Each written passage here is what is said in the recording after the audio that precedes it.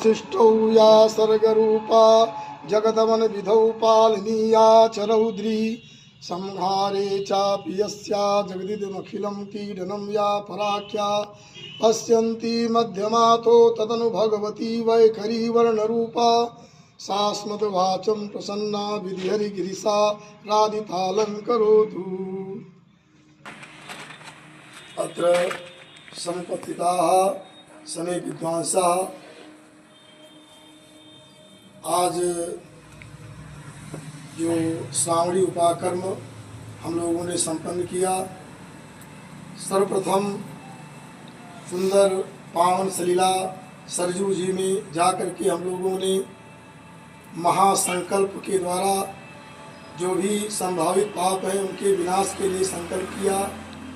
उच्चारण संबंधी जो भी त्रुटियां होती उसके लिए संकल्प किया गया और महास्नान हुआ, सूर्योपस्थान, संध्योपासन, तर्पण आदि कर्म संपन्न हुए और यहाँ आकर के सपरशुराम शिव पंचायतन मंदिर दुर्वासा आश्रम में यहाँ सप्तर्षियों का पूजन हुआ। इसके बाद उपनयन यज्ञोपवीत का पूजन हुआ, होम हुआ और सब लोगों ने नूतन यज्ञोपवीत धारण किया। आज संस्कृत दिवस है, तो संस्कृत दिवस पर ये समझना चाहिए कि हमारे यहाँ जो शास्त्र हैं उनमें जो शब्द होता है उसी शब्द में सब कुछ भरा रहता है। संस्कृत भाषा का क्या महत्व है वो संस्कृत शब्द ही बताता है, क्योंकि संस्कृत शब्द जो बनता है वो सम उपसर्ग पूर्वक क्री धातु है। डुक्री करने तो क्री बसता है, क्री धातु है, कता प्रत्यय होता है, उसमें ता बसता है। इसके द्वारा संस्कृत शब्द निष्पन्न होता है। इसका अर्थ है कि संस्क्रियते स्म ऋषिभिः संस्कृतम्, ऋषियों के द्वारा जिसका संस्कार पहले से संपन्न हो चुका है, ऐसी संस्कार युक्त ये भाषा जो है संस्कृत भाषा है। इसमें परिष्कृत है, शुद्ध है और ऋषियों के जो है ऋषियों द्वारा संस्कार संपन्न है, संपन्ना भाषा है। इसलिए इस भाषा का अध्ययन करने से अगर विधि पूर्वक आप इस भाषा का अध्ययन करते हैं, क्योंकि जो गुण को समझते हैं उन्हीं के अंदर गुण आते भी हैं। जो दुर्गुणी होते हैं उन पर प्रभाव नहीं पड़ता है, लेकिन जो विधि पूर्वक संस्कृत भाषा का अध्ययन करते हैं उनके अंदर स्वतः ही संस्कार उत्पन्न हो जाते हैं और सद्भावना, समाज के प्रति अच्छी भावना, राष्ट्र के प्रति अच्छी भावना और अपने स्वधर्म के प्रति वो तत्पर हो जाते हैं। वो नहीं दौड़ते हैं कि नहीं हम अपना धर्म हमारा छोटा है, हम वो धर्म उनका धर्म पालन करेंगे, उनका करें, नहीं। जो वास्तविक धर्मनिष्ठ होते हैं वो अपने धर्म का ही पालन करते हैं। और क्योंकि हमारे सनातन धर्म का मूल जो है वो वर्णाश्रम है, लेकिन आजकल के जो कलंकित लोग हैं जिनकी बुद्धि भ्रष्ट हो चुकी है वो लोग जो हैं और इस प्रकार से इस परंपरा को दूषित कर रहे हैं। जबकि विष्णु पुराण में कहा गया है कि न चलत निज वर्ण धर्म तो वह किंचित उच्चई, जो अपने वर्णाधर्म से थोड़ा भी इधर उधर ना होता हो, दृढ़ हो, उसे कहते हैं वैष्णव। ये वैष्णव की परिभाषा। अब आजकल वैष्णव ही बदल रहे हैं, नए नए बयान उसको, लेकिन जो सास की बात उसको वैसे कहना चाहिए। इस प्रकार से संस्कृत भाषा जो है यही भाषा हमारे राष्ट्र की रक्षा कर रही है। ये भाषा न होती तो अब तक सब राक्षस हो गए होते। ये मानवता, ये मानव बनाती है, फिर ये ऋषि बनाती है, ऋषि देवता बना देती है भाषा। लेकिन इस भाषा का केवल दुरुपयोग किया जा रहा है। इस भाषा में जो रत्न रखे हुए हैं, जो रत्न भरे हुए हैं, उन रत्नों को नहीं लिया जा रहा। तो इस प्रकार से मैं बताना चाहता हूँ कि संस्कृत भाषा, इसमें संस्कृत में सब कुछ है और सारे ग्रंथ हमारे जो है संस्कृत भाषा में है और इसमें सब में राष्ट्र की रक्षा की कामना की गई। और इस प्रकार से तो हम लोगों को संस्कृत का अध्ययन अवश्य करना चाहिए, क्योंकि लिखा गया है सरस्वती माने क्या होता है, श्री धातु से असुंग प्रत्यय होकर के बनता है सरह, तो सर माने होता है ज्ञान। तो ज्ञानम अस्याह, ज्ञानम अस्ति अस्याम, ज्ञानम अस्ति अस्याम सरस्वती। सरस्वती को कहा गया ज्ञानाधिष्ठात्री देवी सरस्वती। और दूसरा अर्थ किया गया है कि जैसे ज्ञानम अस्ति अस्त्या, षष्ठी कर दिया गया, तो षष्ठी में अर्थ किया गया कि समानाधिकरण कर दिया गया। समानाधिकरण का मतलब होता है जैसे राहु सिरा, जो राहु का सिर, तो जो राहु वही सिर, जो सिर वही राहु, षष्ठी प्रयोग कर दिया गया। उसी प्रकार से ज्ञान ही सरस्वती है, ज्ञान ही सरस्वती है। विज्ञानम ब्रह्म, ज्ञान को ही ब्रह्म कहा गया, तो ब्रह्म स्वरूपिणी है। इसलिए ग्रंथों का आरूढ़ सबसे मुख्य जो है सरस्वती जी की आराधना क्या है? ग्रंथा नाम आरूढ़नम, ग्रंथों का अध्ययन करो, समझो, जानो, बूझो, पढ़ो।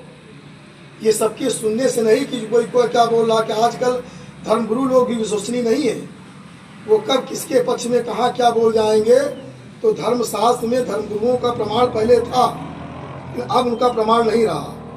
अब आप ग्रंथों को अध्ययन कीजिए, समझिए, वही प्रमाण माना जाएगा। इसलिए सरस्वती जी की आराधना करो और स्वतः ग्रंथों का अध्ययन करो, क्या उसमें बताया गया है। यहाँ तक अभी आज हम लोगों ने स्नान किया है और उसमें मद्य को महापातक गिनाया गया, मदिरा पीना महापातक, और मदिरा पीने वाले से संबंध, साथ में रहना, उठना बैठना, ढोल चाल, एक आसन बैठना, जो भी संबंध बनाना, मतलब संबंध माने साथ में रहना, उठना बैठना, बातचीत करना, ये भी जो ब्रह्म हत्या में आ जाता है, ये महापातक है। मदिरा पीना, उसके साथ उठना बैठना, ये भी महापातक। अब बताओ कौन महापातक से बचेगा? सारा देश महापातकी, हम लोग राम राज्य मान रहे, राम राज्य आ गया और सारे महापातकी होते चले जा रहे हैं। इसको समझना है।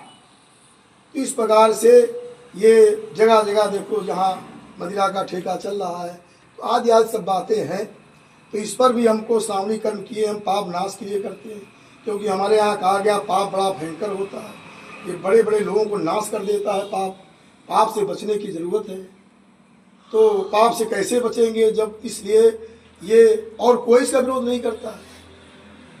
तो कहने का मतलब ये है, अब देखिए हम एक बात मैं बता रहा हूँ कि शासन के डर से धर्म की रक्षा नहीं हो रही है। अभी देखिए घर के अंदर जो भी देखिए माता है, बहन है, सब कुछ है, पुत्री है, सब लोग हैं, तो कौन घर के अंदर शासन बैठा घर के अंदर? लेकिन हमारे शास्त्र बताते हैं ये माता है, ये बहन है और ये पत्नी है, सबके साथ अलग अलग व्यवहार जो हम कर रहे हैं वो हमारी शास्त्र निष्ठा है। शासन सब जगह नहीं पहुंच सकता है, शासन के भरोसे नहीं है धर्म की रक्षा हो सकती है। ये जो आपके ये हमारे संस्कृत ग्रंथों की ही देन है, जो हम धर्म की रक्षा हो रही है, धर्म की रक्षा आगे होती रहेगी। जितना इनका अध्ययन होगा, अनुशीलन होगा और लोग इस प्रकार इसको पढ़ेंगे, जानेंगे, उनके अंदर ये धर्म निष्ठा, शास्त्र का ही अनुशासन है, अनुशासन है, शास्त्र ही अनुशासन है, उनको वही अनुशासन जो मुख्य। क्योंकि कारण क्या है कि हमारे जो शास्त्र हैं वो लोक परलोक दोनों का कल्याण, दोनों से आपका हित करेंगे। लोक में आपका हित हो और परलोक में भी हित हो। लेकिन जो हमारा शासन, जो हमारा यहाँ का संविधान है, वो केवल लोकहित देखता है। वो लोकहित होता नहीं, लेकिन उसकी दृष्टि में लोकहित है। जैसे स्त्री है, अब स्त्री जो है चाहे विवाहिता हो चाहे विवाहिता हो, किसी पुरुष के साथ संबंध बना सकती है। ये क्या है? वो लोक सुख को देख रहे हैं। शास्त्र दृष्टि में ये नरक है, नरक जाएगा व्यक्ति। तो ऐसे ऐसे सब नियम कानून सब छूट देती चली जा रही है। और उसके तो ये सब कैसे हो पाएगा? अब सिंधु रक्षा कैसे होगी जब आप ये नियम है कि विवाह के पहले भी स्त्री पर पुरुष संबंध बना सकती है, विवाह के बाद भी बना सकती है स्वेच्छा से। पुरुष क्या करेगा?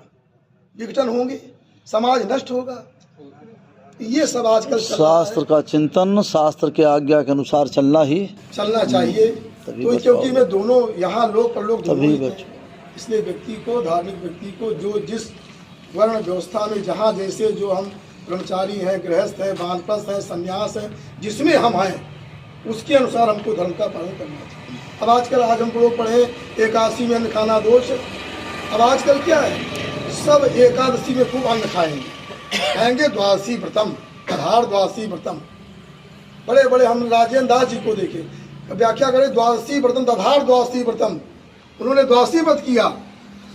तो हमने कहा अंदर देखो, वहाँ अमरीश जी कह रहे हैं कि ब्राह्मणाति क्रमे दोषा जो है पारणी, ब्राह्मण का कर्ण में जो दोष होता है वही दोष द्वादशी में पारण न करने के दोष होता है, उसको अंदर नहीं देखेंगे।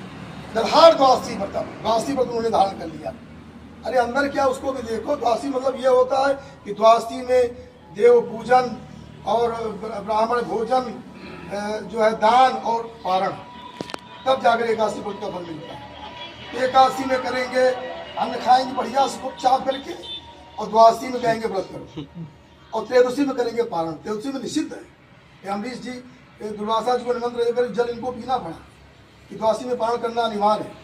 तो गृहस्थों का धर्म अलग है और विरक्तों का धर्म अलग है। अब सारे विरक्त लोग गृहस्थों को समेट करके और ढकेल रहे, तुम भी आओ इसी में कूदो। अरे तुम्हारा आपका धर्म अलग है, हमारा धर्म, हम गृहस्थ हमारा धर्म अलग है, हमको द्वादशी में पारण करना है। आप त्रयोदशी में करें चाहे चतुर्दशी में करें, तो कोई लेना देना नहीं।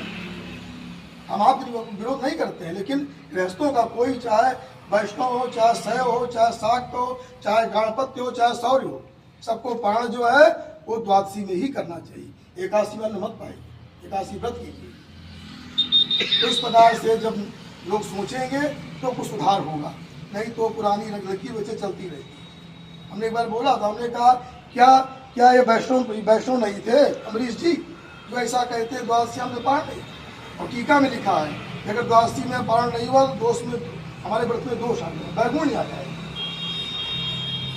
इस प्रकार से ये सब चीज़ें हैं जो समाज में है। हम लोगों को जो शास्त्र सम्मत कार्य करना चाहिए, अपने गृहस्थ धर्म का पालन करना चाहिए। अपने गृहस्थ को नष्ट मत करो। सारे ऋषि सब गृहस्थ ही थे, विश्वामित्र, चंद्रन, भरद्वाज, गौतम, वशिष्ठ, कश्यप आदि सब गृहस्थ थे। उन्हीं परंपरा है, उन्होंने सारे ग्रंथ लिखे हैं, उनके अनुसार आप गृहस्थ हैं, आप गृहस्थ धर्म का पालन करें, विरक्त है गृह धर्म का पालन करें। इस प्रकार से तो आज ये संस्कृत दिवस है, तो इससे हम जुड़ेंगे, हम अपने जो सारे संस्कार हैं संस्कारों को करें और इस भाषा का अध्ययन करें, इससे हमारा कल्याण होगा। इति सम अधिक से अधिक लोग संस्कृत पढ़ें, अधिक से अधिक संस्कृत पढ़ने की प्रेरणा दी जाए, हैं, तभी ज्ञान होगा संस्कृत देश का।